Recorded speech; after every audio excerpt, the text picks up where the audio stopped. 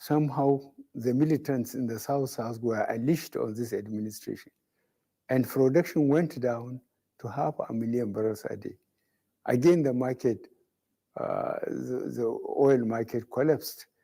So I would like Nigerians to reflect on those in terms of resources and time. And I believe we haven't done very badly. Just recently, Your Excellency, you read a riot act warning those killing security personnel and burning critical national assets that they will be treated in a language they understand. That's a coded statement. What do you really mean, Your Excellency? Well, what I mean, how can you go to police station, kill the police if they are there, loot the armory, and burn the place? What do you want to achieve? Go and open prison and allow criminals that have been tried through the legal system and let them loose on the society. And then how can government sit aside and allow that confusion to be perpetrated? All they need is confusion, and no government can allow confusion. Look at the ANSAS incident in Lagos. The previous governor of Lagos State bought 200 buses to complement the transportation in Lagos. And he built a complex involving railways. But they went and burned them. The present governor made an album and came to see me. I said, thank you very much. I took the album, put it in my archives, and I told him to tell the Lagosians to walk, because we don't have the money. After an administration bought 200 buses, some people to come and burn it, so let them walk. So do you mean fire for fire? More than that, we will arrest them. What I hope to arrest them, try them, give them very bad publicity, and then jail them, so that people will know that if they behave, they will not get away with it. So in response to that, some Nigerians accuse you of playing what they call double standards, that insurgents, bandits, and kidnappers were never threatened in such a manner. How will you react to that? They have been unfair. They should go and ask the governors of Sokoto, Zamfara, Katsina, and find out how we have been deploying the police and the military to deal with the bandits. We are not sparing anybody. But Nigeria is vast, and there are a lot of forests. So it is a known fact that you inherited these challenges of security from previous administrations. You have done so much towards finding lasting solutions. What have been your frustrations? We are doing a lot. The problem is, if you order helicopters, you order fighter aircraft, you order tanks, it takes time. We got armored vehicles from Jordan, from China, and these things, you have to take them to our institutions where they will be train the trainer. You get people, train them, Nigerians, stock spare parts before you send them to operational area. These things take time, especially when you don't have much foreign exchange.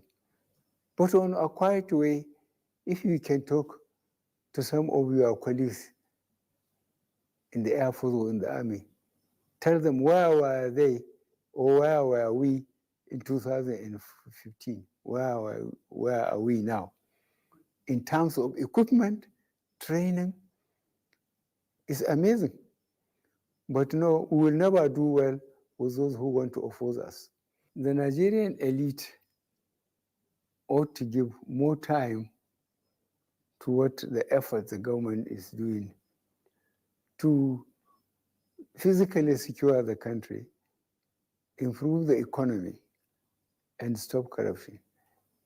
And Nigerian elite know that We campaigned both in 2015 and 2019 on security because it's just common sense. You have to secure a country or an establishment to manage it properly. So number one thing is security. Number two, economy. Employment, a lot of youth that are unemployed. And then fighting corruption, making sure that the regulations we have on the ground are followed to the letter. No shortcuts. Recently, Your Excellency, arrests have been made in respect of those allegedly financing terrorism. What will you say is their motive, and how do you intend to deal with the situation?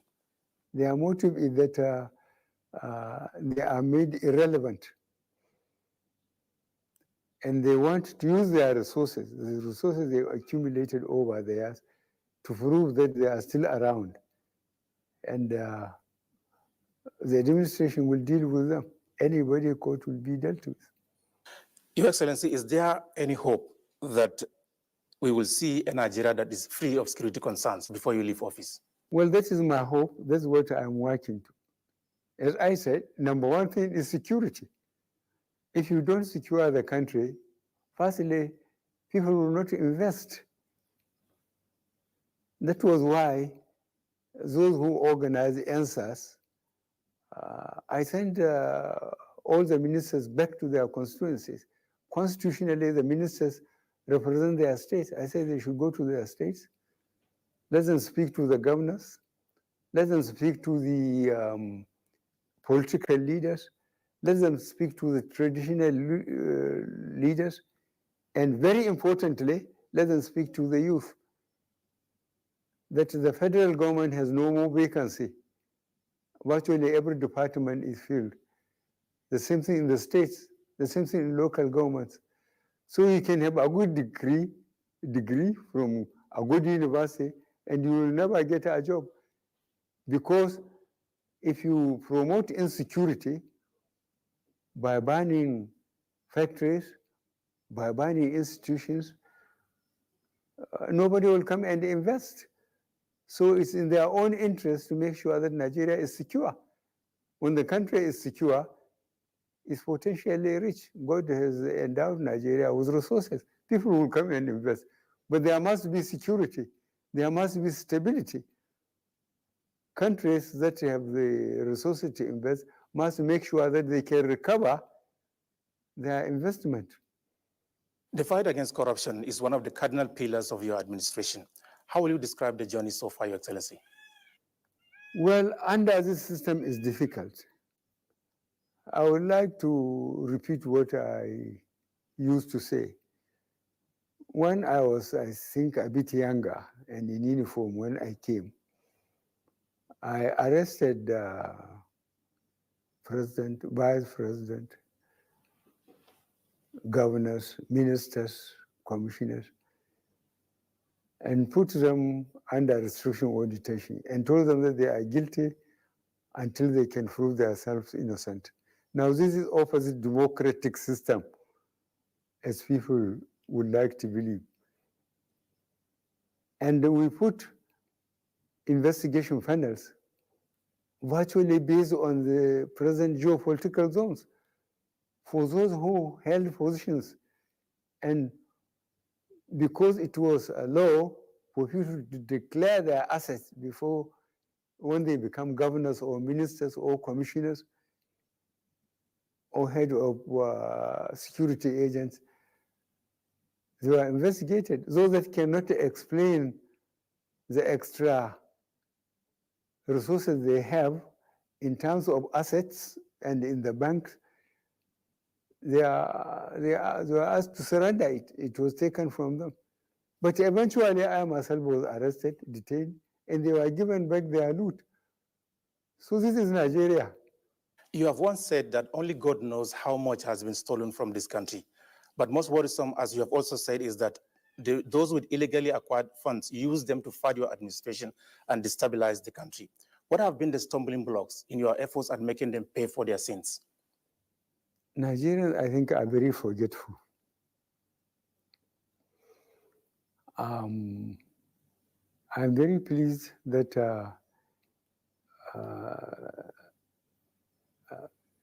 the majority of Nigerians, what I believe, think that this country, this administration, under the circumstances, are doing their best. But, it's a capital but, people whom was appropriated funds, a lot of them were elected members either at state level or at federal level. And their base still value them.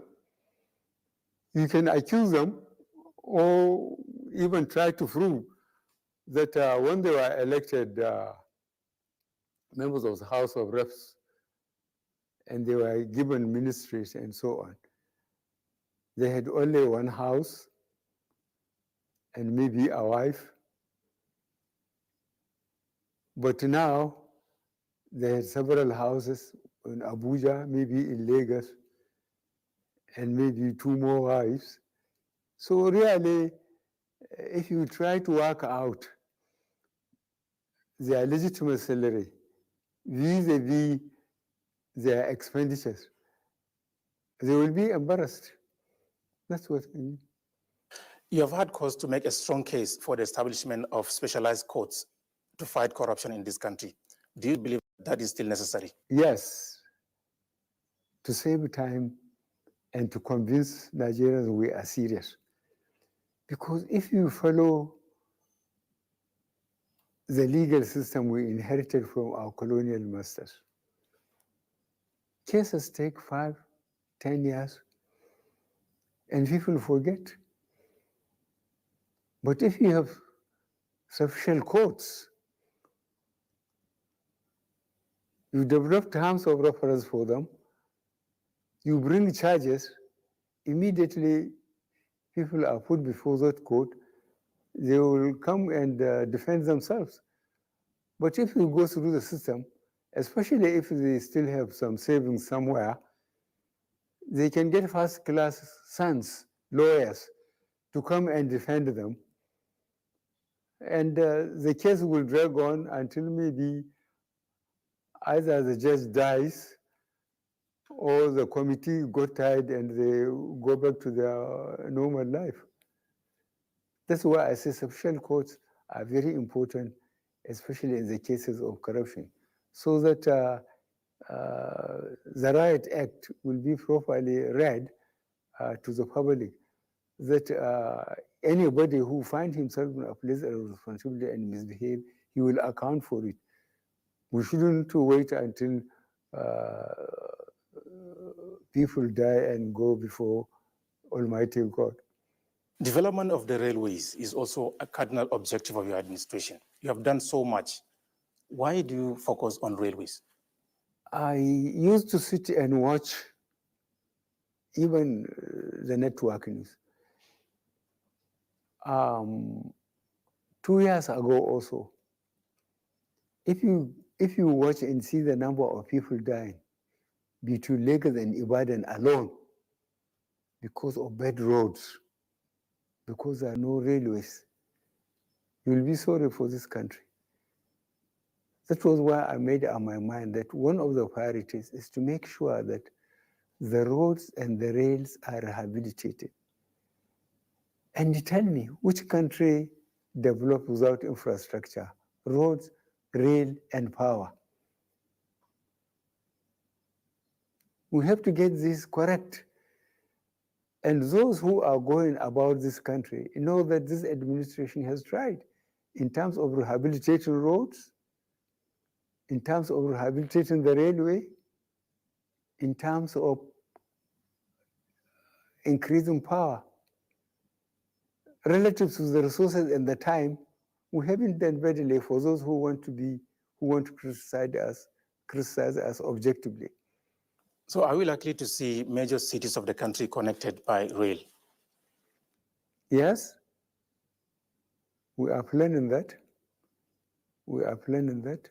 And we are grateful to China Republic. They have agreed to help us and they are helping us. And we are doing our best.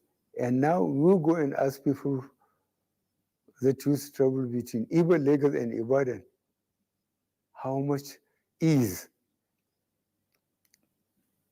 this development has brought to them. To travel between Lagos and Ibadan used to be hell.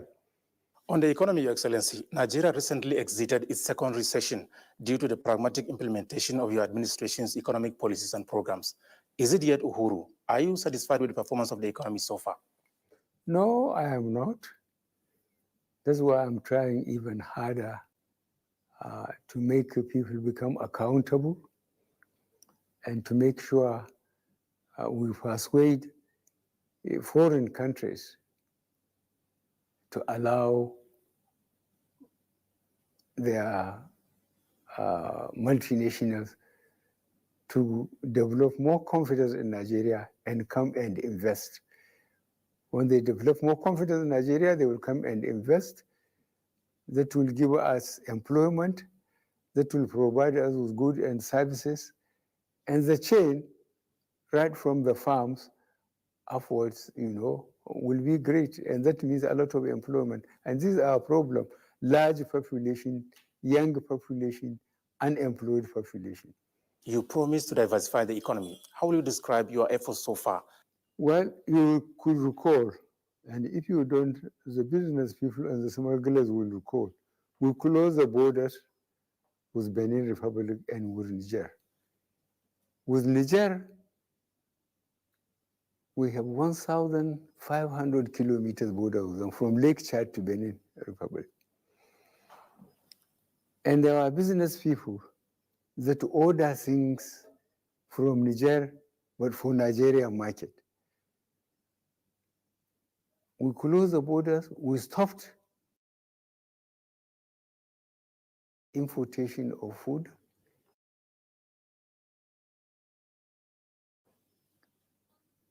We know if you have to come, that you shouldn't give a sterling to anybody who is importing food.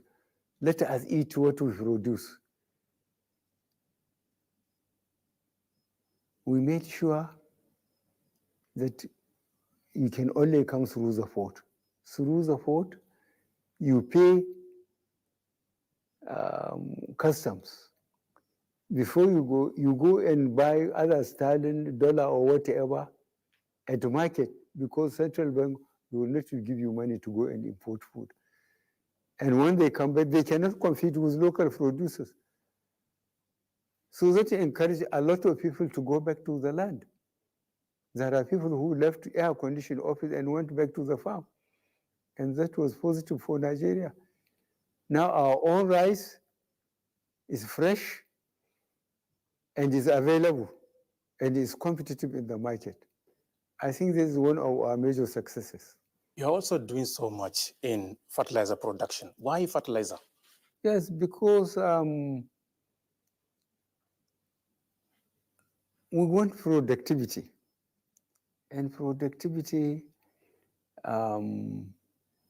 means that people can get food, basically. And we have to empower the farmers. Fertilizer used to be very scarce, used to be very expensive. We made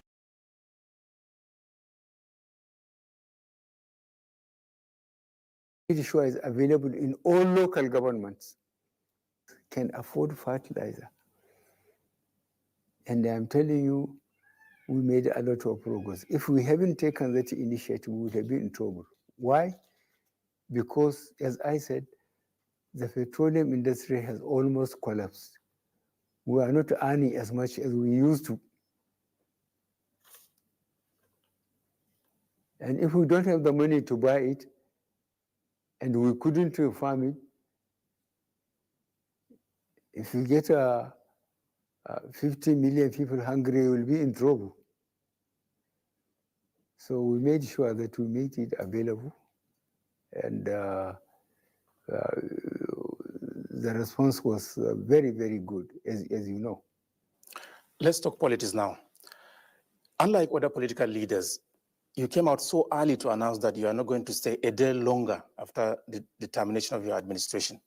Why come out so early to announce that? Well, I hate fraud in any form. If I haven't made this statement and made it absolutely clear that I have sworn to uphold the Constitution, and the Constitution said you can't do more than 2 terms. I have sworn, I had the first term, and before the first term, I went to every local government in this country, all the 774 local governments. The second term, I went to every state, 2019. And I made a remarkable observation. The amount of people that came to see me in every state across the country were more than anybody can buy or force.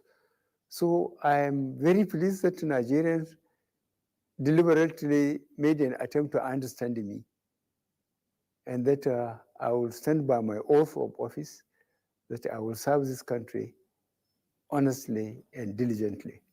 In the last 7 months, Your Excellency, 2 PDP governors have defected to your party, the governing APC. Does that give you hope that the governing APC will return power in 2023? Yes, we are preparing APC to remain in power for as long as possible, in the sense that we said registration of members from bottom to top, from polling unit to ward to local government to state to here in Abuja. We want to have a reliable number of people registered in APC in every state of the country. And we are going to give this a lot of publicity, because the success of this administration will depend on the survival of APC after we left. It's no use that we leave and then we leave, with the party. The party should continue. You still have 2 years to go in the execution of your mandate. Describe for us the kind of Nigeria you would like to hand over to your successor. I would like to hand over a secure, prosperous, confident Nigeria to whoever succeeds me. This is very important, because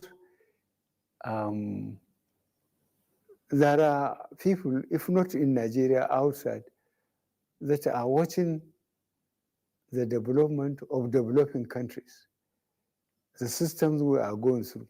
Look at what we went through from January 15th, 1966 to now. Coups, counter-coups, civil war, coup, counter-coup, then elections, and we now go from elected government to elected government. Instead of elected government, coup, counter-coup, elected government, coup. So we are settling down with a multi-party democratic system. And if that is honestly pursued and supervised by current administrations, is the best thing. Allow people to choose which individuals and which party to run their affairs. It's very respectful to ordinary people. But if you make it big man's party, only the rich and so on, then the security cannot be guaranteed. In the last 6 years, Your Excellency, your administration has done so much to keep Nigeria united and provide the basic necessities of life. Looking back, sir, what will you say you are most happy about? What gives you joy? I think no matter how reluctantly majority of Nigerians are understanding me and appreciating the efforts we are making. Because right from the word go, as I told you much earlier, we identify our problem. 1, security. 2, economy, employment of people. And 3, try to fight corruption. People getting something for nothing. You have to make sure that people earn their living. and they will defend it. Finally, sir, you have recently taken the second dose of your COVID-19 vaccine. How do you feel? Any side effect, Your Excellency? Well, there are no side effect. I'm very pleased that I have got the second injection. But what I'm worried is wearing this takunkumi, I call it. Mr. President, I would like to sincerely thank you for this opportunity. Thank you very much indeed for leaving me alone. Join us next time on yet another edition of NTA Exclusive. My name is Adamu Sambo saying bye for now.